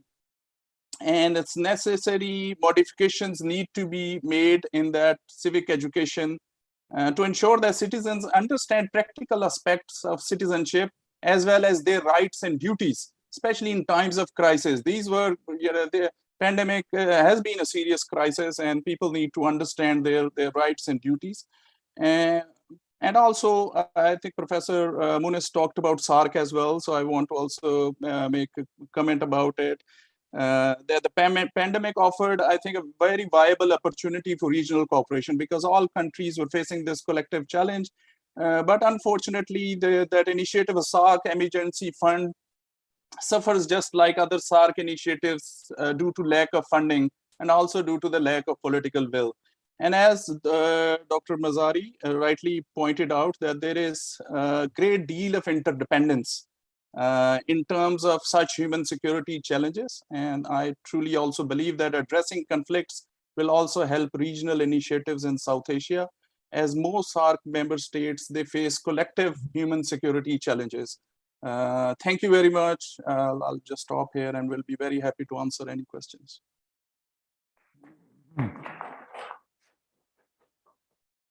I would like to thank Dr. Zahid Shahab Ahmed for speaking to us from Australia on governance in South Asia in post-COVID times, and for his suggestions for future course of action in these countries. We have come to the end of the list of speakers, and the floor is now open for questions. I would suggest that please keep your questions short. Please identify the person that you wish should respond to your questions, and please identify yourself also. Okay, let's start from here. Pakistan Institute for Conflict and Security Studies. My question is from Dr. Mazari. If she can also be included in Q&A, she was a keynote speaker. She can answer the question. Dr. would you want to answer any questions or no? Sure. Okay, thank you. Dr. You talk about legislation in conformity with some international conventions. We have a lot of intellectuals in Pakistan. Why we always do legislation at the behest of international pressure like FATF? There are many controversial legislation done by recently by Pakistan to satisfy FATF questions. You talk about some legislations. So why don't we ourselves think that we should amend our laws according to international conventions? Why there is need always from outside? My second question from you is that perhaps you were responding to talking about some people who think from the perspective of profit. Dr. Ishrat Hussain also talked about removing border barriers, and Razak Daud Saab also said about it is time to open trade with India. So are you all alone in the cabinet or Imran Khan's government who talks about human rights in Kashmir? Dr. Saab was opposed to trade with India, for your kind information. I said you oppose trade with India under the present circumstances. I made clear that I oppose trade with India at this time. I think you can hear me without the mic. Anyhow, I oppose trade with India on this time because you can't have trade with a country that is shooting Muslims, killing Muslims, and doing all sorts of war crimes in Indian occupied Jammu and Kashmir, and you want to have trade with them. That's irrational. And I don't think we can do it. This is my view. I am sure the issue will come up in cabinet and then the cabinet will take a decision. On the issue of why we do it at the compulsion, we don't do things at the compulsion. We became party out of choice to these international conventions. They were not forced on us. We have not signed many international conventions. So if we have agreed to sign international conventions, that means we want to legislate in keeping with our commitments, which we have voluntarily made. FATF is another issue. FATF deals with, basically FATF came about to counter money laundering. And then of course, terrorism became part of it. And if we do not comply with FATF, then our economy suffers, we become isolated, we become pariah state. So there are certain compulsions as a responsible member of the international community and members of the UN, which we have to abide by. It's as simple as that. But for all the human rights conventions, Pakistan chose to accede to them. Kahi humne nahi sign ki because we don't agree with it. We haven't signed the International Criminal Court because we don't agree with its provisions. But we have signed the International Convention on Political and Economic Rights. We've signed it on social rights. We have signed the Universal Declaration on the Rights of the Child. We've signed out, and rightly so, we have signed the Convention Against Torture. So there is nobody is forcing us to either sign them. But when you make a commitment to an international convention, then it means you agree to the points in that convention, and therefore you must update your laws. So there's nobody is forcing us outside pressure. We have chosen to go on that path. When we have made a decision to go on that path, then we must move rapidly on it. Because as a responsible state, we have to live up to commitments that we have given internationally. Nobody held a gun at us and said, sign them. They were signed during democratic governments. These conventions, they were not signed by military dictators. In fact, military dictators would probably not have signed human rights conventions. So it's as simple as that. Nobody is forcing us. These are things we have chosen to do. So we need to speed up our commitments, because we can't sign something and then say, oh, we're not going to do it. You can't do that. You shouldn't sign a convention if you don't agree with it.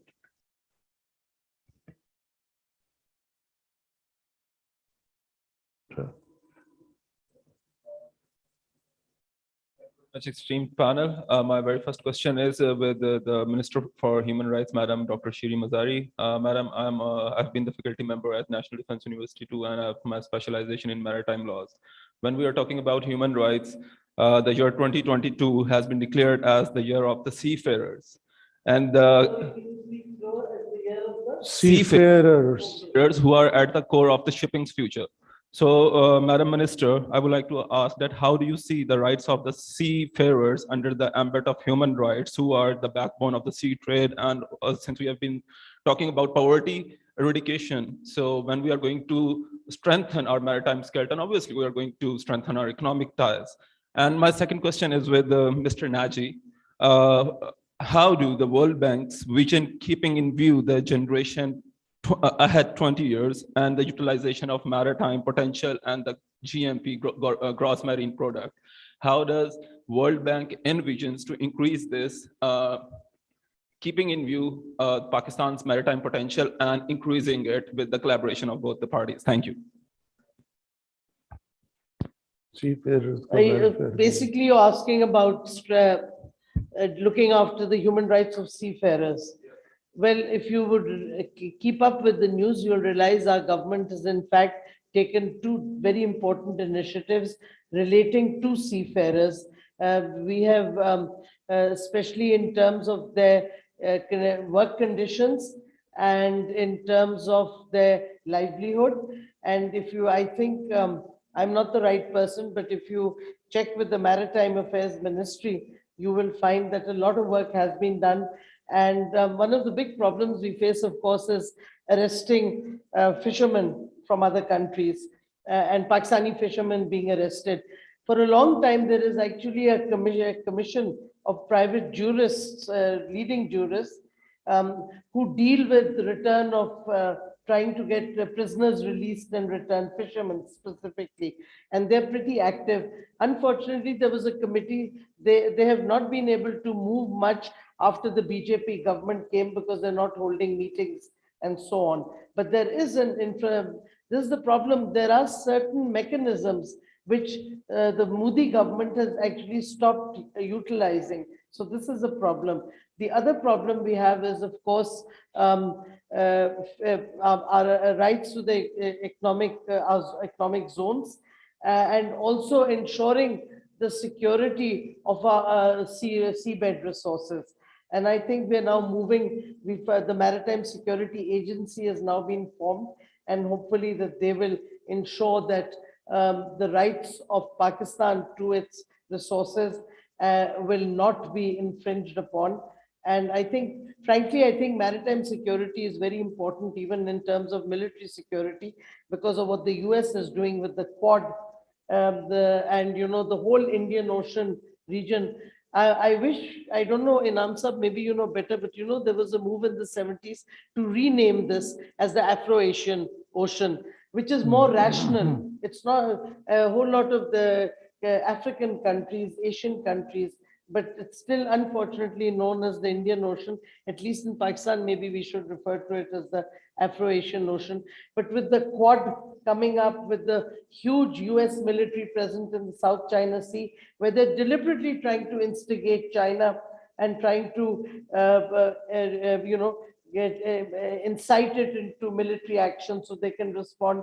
So with this new fight, I think, I don't know, you probably have studied strategy. We're seeing a very similar battle going on between those who believe in the Spikeman theory of who you have to control the rimland of the world, and those who believe in the heartland theory, which probably the Russians do, that whoever controls the heartland controls the world.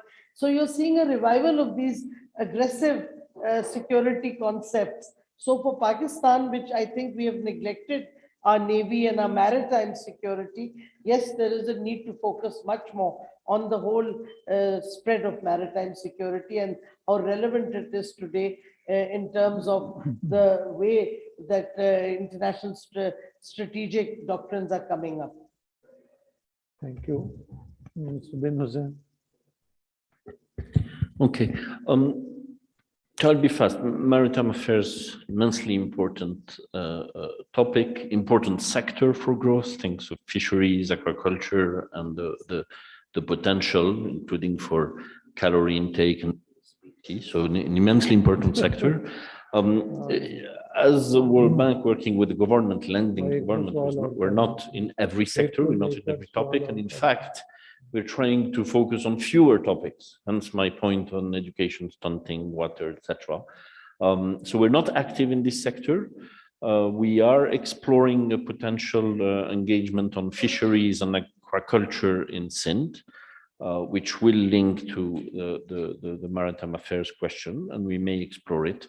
But as at the moment, we're not involved in the sector, and we want to focus, invest more in fewer topics. So I'm not sure we're going to be involved in this one, although it's very important. But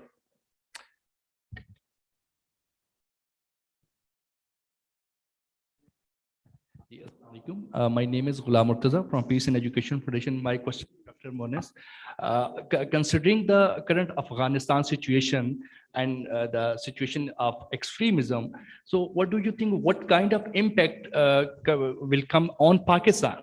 But because I believe the impact comes on four domains, like ideological domain, social domain, economic domain, and political domain. So, but what do you think? So, and how Pakistan need to prepare itself to tackle them? No. Okay.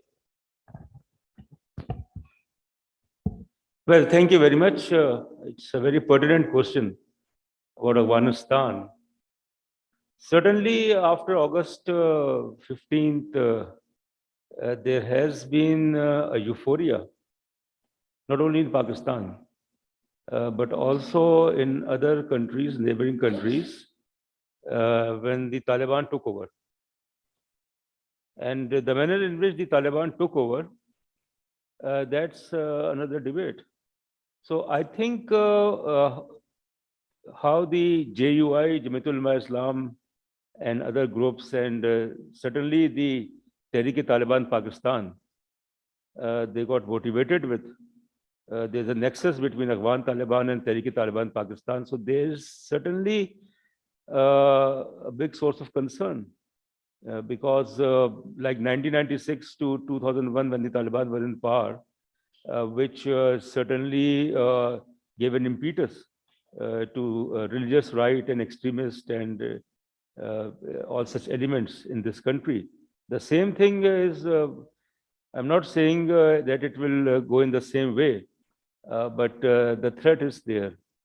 Finally, I think the Taliban, the Afghan Taliban, they are a bit cautious that this time they will not take chances.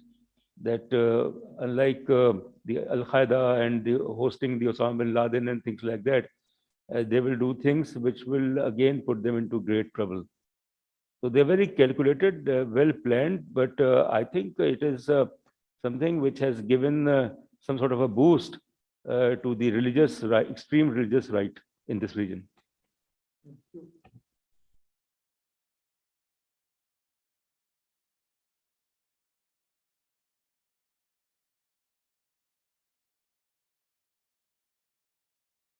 Mr. Najee, it's not a question, it's concern actually. I'm Imtiaz and I'm Solicitor of Supreme Court in London, and I'm also lawyer in Pakistan. And I'm international lawyer for human rights, migration, and refugee laws. I'm expert in that categories. And these days I'm receiving a lot of clients from Afghanistan in Pakistan offices. And most of them are issued visas from Afghanistan to come to Pakistan, knowing the fact they won't go back to Pakistan, to Afghanistan, but they are here as a transit to leave Pakistan as well and to go to UK, USA, Canada, or other countries who are offering some relocation incentives. But though that process is very delayed. And I've come across some families, it's about migrations, food security, and other security, national security issues ahead. I've seen some families, they are living in Pakistan since last 3 to 4 months. And one of family, without mentioning the name, and I met a lady and she was from well-known family in Afghanistan. And she said, I can't go back to Afghanistan, I'm here. And there are many others like her. And she said, it's been 3 months now and my money is run out. I have no money to live, no money to feed children. And finally, she said something very sensitive. She said, I'm thinking to get into prostitution. So that was alarming for us. The reason, number one, she was highly educated, but she's not allowed to work in Pakistan. She said, if I'm allowed to work in Pakistan, I can raise my children myself. And at the same time, she cannot go back to Afghanistan because of the circumstances over there. Number three, she's still in transit. Her turn is from USA or Canada or whatever. And in such situation, there are 3 risks being posed. Number one, national security issues. Those who are coming to Pakistan in these days, it's madam for yourself, they are not being regulated. Nobody knows where they live. I know because they come to see me for their own reasons. And nobody knows where they live. They are not regulated. They have no money. If they are willing to get into prostitution, they are willing to get into a bomb explosion as well, because they have to live. So one has to take into account that this situation is very alarming for national security, plus their food security, plus migration and trafficking issues, human trafficking issues as well. Because when they start their visas from Afghanistan and Pakistan embassies in Afghanistan, they are aware, well aware that they will not come back to Afghanistan. But they are receiving visas as a medical visitor, as a like normal family visitor, And after that, they have no host here. Nobody is renting property to them. So they're living in a situation where they could be exploited very easily by any international or other agencies or extremist peoples or others. So my request to Madam Human Rights Minister is, and Mr. Najai, that this issue is to be looked into. And we got long list of people because they come to us for their own purpose. But we are also human. We identify the situation and it's very alarming. Thank you.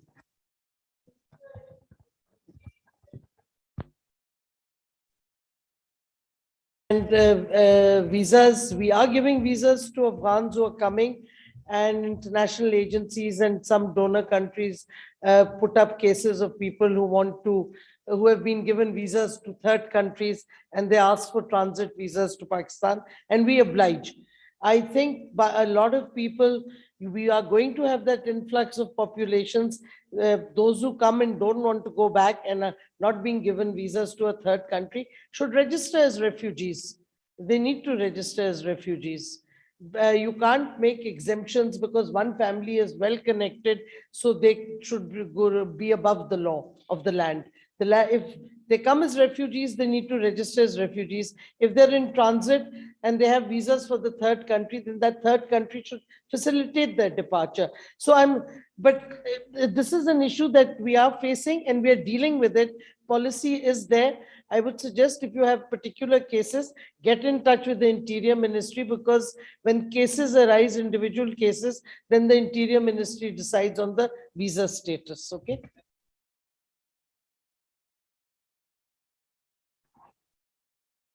I mean, first of all, I mean, I'm not here to give lessons or advice on such matter, which are complicated. All I can say, because I've worked in a number of countries where there's been refugee influx, that this is not a new problem, of course, in Pakistan. And Pakistan has had a pretty welcoming and generous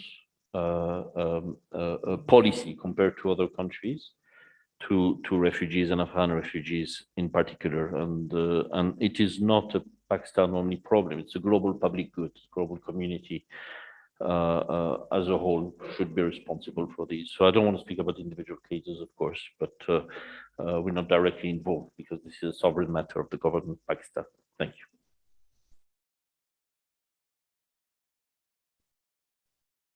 you. Please keep it short. Madam, you have the floor.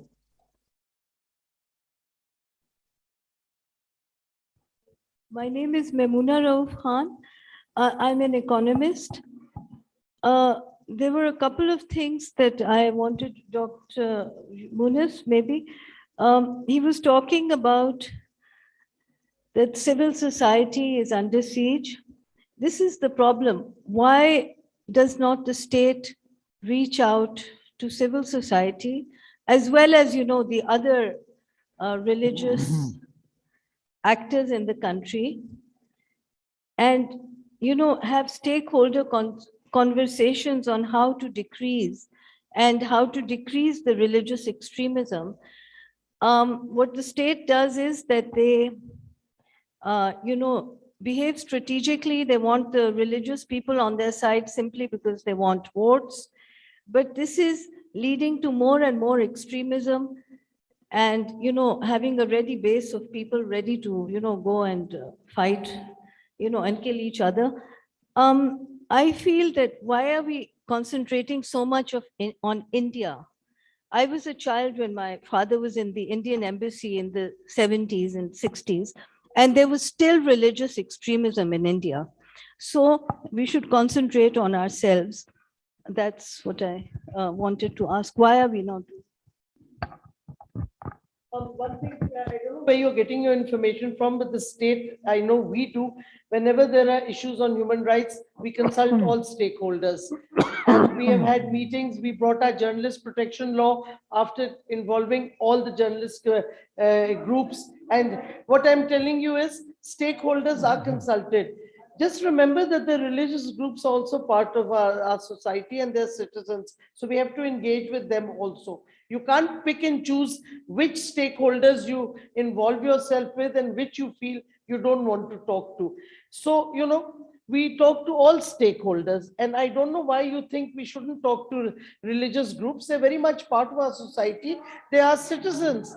So let me finish. Now, you've asked your question. What I'm saying is, why our society has become so polarized that civil society is not prepared to tolerate each other. I mean, your question itself shows that there is intolerance in the mindset that if we that religious groups should not be, they're not stakeholders. They're very much stakeholders, just as women groups are and other groups are. And I think we, by and large, when we are legislating, my experiences, we have always called all stakeholders for discussions. And you say, why bother with India? We're bothered with India because India poses a threat to us. India has done false flag operations against us. India is killing Muslims. We have an affinity with our Muslims across the border. Of course, we will be affected by what happens to Muslims in India. And we are definitely a party to the Kashmir conflict. So what the fascist government of Modi is doing in Indian occupied Jammu and Kashmir is of concern to us. We can focus on our own country as well as on a country that directly threatens our people's security. So we can't ignore India because India doesn't want to ignore us. And if you look at their weapons deployment, their military deployments, they're nowhere deployed against China. All their aggressive weapon systems are deployed against Pakistan. So we have a very real security threat from India, especially with the fascist Modi government. So I'm sorry, we cannot ignore India, even if some people would like us to.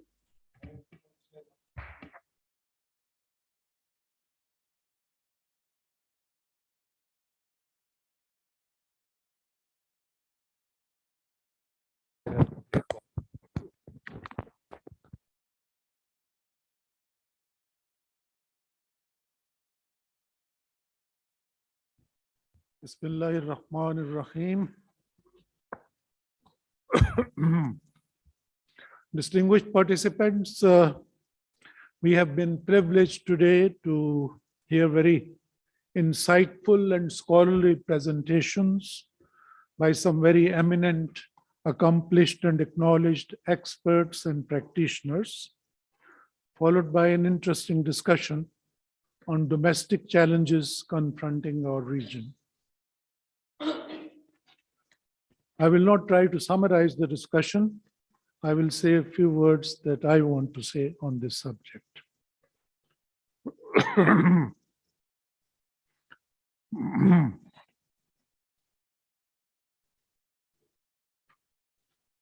What we have not done today and what I will try to do in the next 5 to 10 minutes is the root cause of these problems which plague our countries. And let's begin with human beings. Jared Diamond is a well-known American author, and he has noted in his books that human beings have two characteristics which are not found in any other living being in the animal kingdom. These are, one, our capacity for mass, systematic, and deliberate slaughter of our own species, and our propensity to destroy the habitat that we live in. We are building ever more efficient machines and means to kill other human beings and are destroying the thus so far only known ecosystem that supports life in the entire universe. The fact is that not merely South Asia, but our entire planet is being denuded, and humankind itself has become an endangered species. Let me briefly and without elaboration look at some facts. World population has increased to almost 8 billion people. It has been increasing by 1 billion more every 12 years or so. And the largest percentage of increase has been in the poorest countries of the world, which are least equipped to deal with poverty. 2, natural resources are being overused and are shrinking. These include arable land, forests, fisheries, minerals, etc. Experts agree that scarcity of resources is due to increasing populations and their growing needs and the finite availability of resources on the planet Earth. These scarcities already exist in 7 vital areas. These are water, food, energy, mineral resources, infrastructure, space, and materials like ceramics, metals, polymers, hybrids, etc. The race for these scarce resources is already on between major powers. And future wars and conflicts will be over scarce resources between and within nations. Animal species are disappearing very fast. Biodiversity is threatened by the depredations of human beings. Rainforests, which are the lungs of this earth, and which absorb carbon dioxide and release oxygen and stabilize Earth's climate, are being cut down and burnt on a massive scale. Global warming is melting the snows on glaciers, which affect us directly, and in the Arctic as well as in the Antarctic. These glaciers are expected to disappear in a few decades. Sea levels are rising and threatening coastal populations, which will move inwards, and there will be no space to move inwards. So there will be conflicts within countries of our region. Forest fires are increasing in intensity and frequency. Extreme weather conditions are appearing more frequently. Desertification is increasing.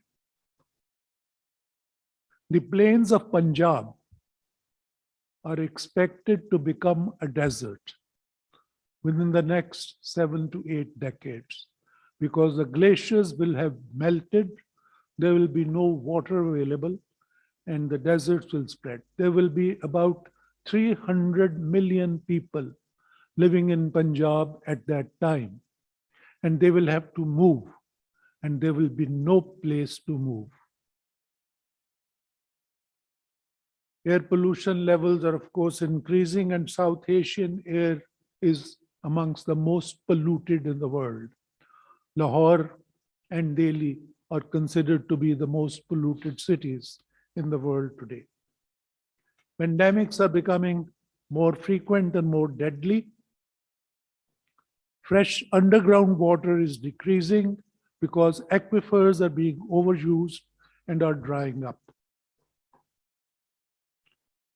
In short, unless corrective measures are taken, our future as human beings is very bleak. The people of South Asia and other developing countries and their governments must also understand and accept that they can never hope for a standard of living even close to that of the developed countries of the Western world, which they enjoy today, because resources are simply not available.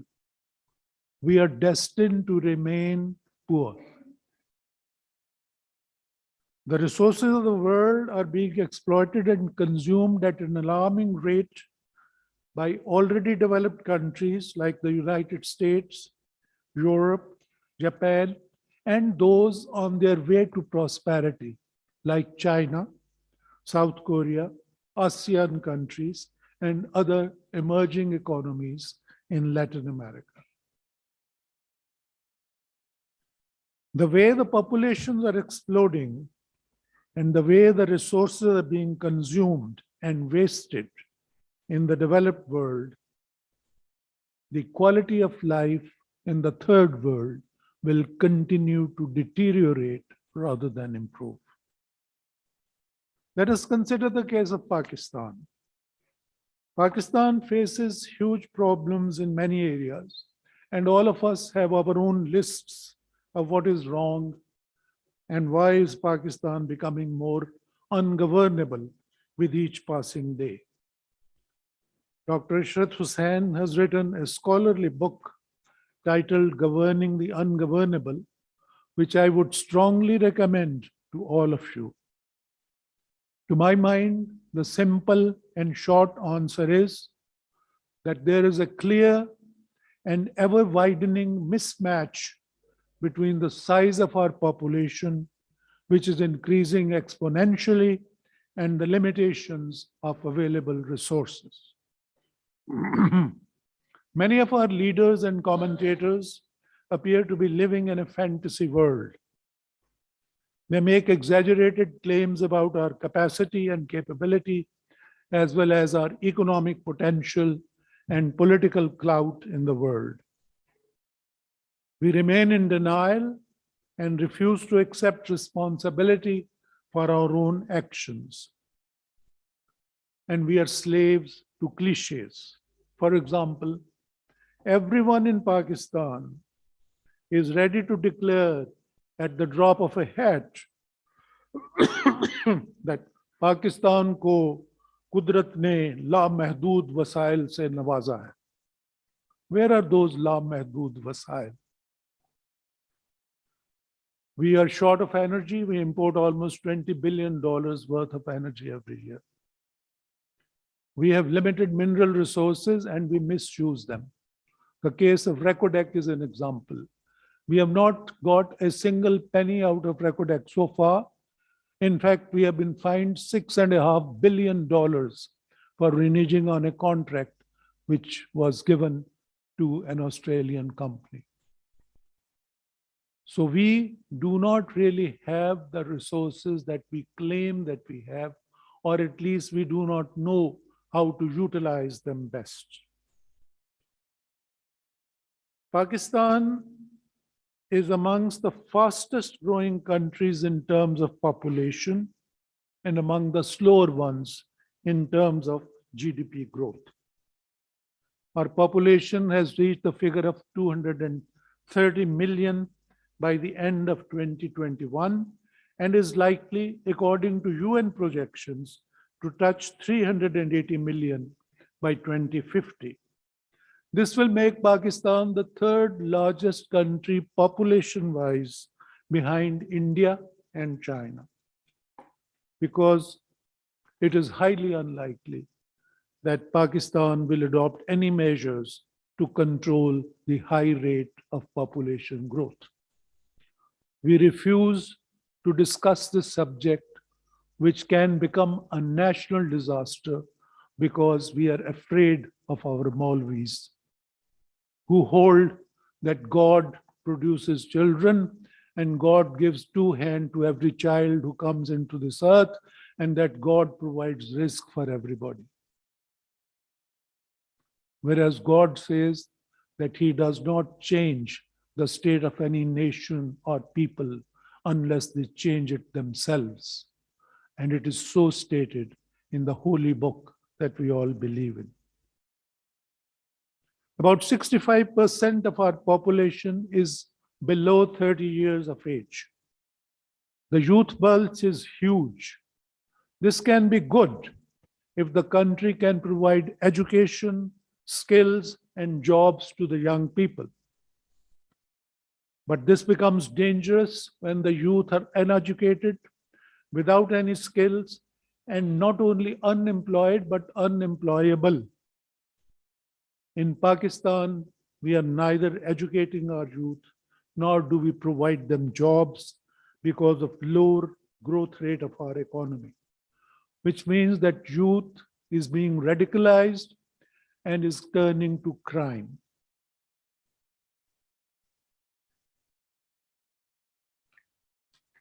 The growing population in Pakistan and in South Asia impacts every aspect of our economic, social, and political life. Let us look at the political aspect, for example. This country is being radicalized, partly because of our religious Maulanas and partly because the youth cannot find jobs.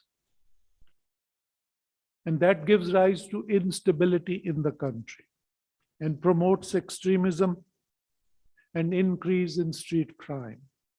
It promotes civil conflict amongst various peoples. It promotes ethnic divides. In the economic field, it lowers our economic growth. It increases unemployment, joblessness. It leads to food shortages because we cannot produce enough food to feed our people. We are supposedly an agricultural country, but we are importing wheat, we are importing sugar, we are importing edible oil, we are importing pulses, we are importing vegetables, we are importing everything under the sun. What kind of an agricultural country are we? Where the majority of the population lives in rural areas but cannot provide or cannot produce enough food to feed the country. And then there is the huge debt overhang because our labor is not productive and our exports are not value added. We export basic commodities, and how many commodities can you export? You have limited commodities. What do you export? Cotton, cloth, and rice. Some sports goods, some surgical goods. How far can they take us? Unless we add value to our exports, the exports will not grow. And value will be added only when we have skilled labor, productive labor, educated labor, which we do not have. Let us look at the social aspect. Education. Our system of education is rotten. We are producing illiterates rather than educated children. We are producing a crop of unemployable people. And when they are employed, they cannot perform the jobs that they are assigned. Health. According to a UNICEF study, 38% of our children are disadvantaged either physically or mentally because of malnutrition. They will grow up to be a dead weight on the economy because they will not be employed anywhere. If almost 40% of our future workforce is being disabled now, how is the economy going to grow? Law and order situation. We know that crime on the streets is increasing day by day. We are creating mega cities because people in the rural areas are migrating to urban areas and there is no planning for that. With the result that there are slums, kachi abadis, garbage dumps, overcrowding, social unrest, crime, and religious extremism. Our agricultural land is being reduced. Our population is growing. Our arable land is being reduced because of housing societies to meet the needs of the growing population. I will conclude on the somber note that unless we as a nation address the issue of our burgeoning population, we have a very bleak future ahead of us. As they say, Wama alayna illa al-balagh. I thank you.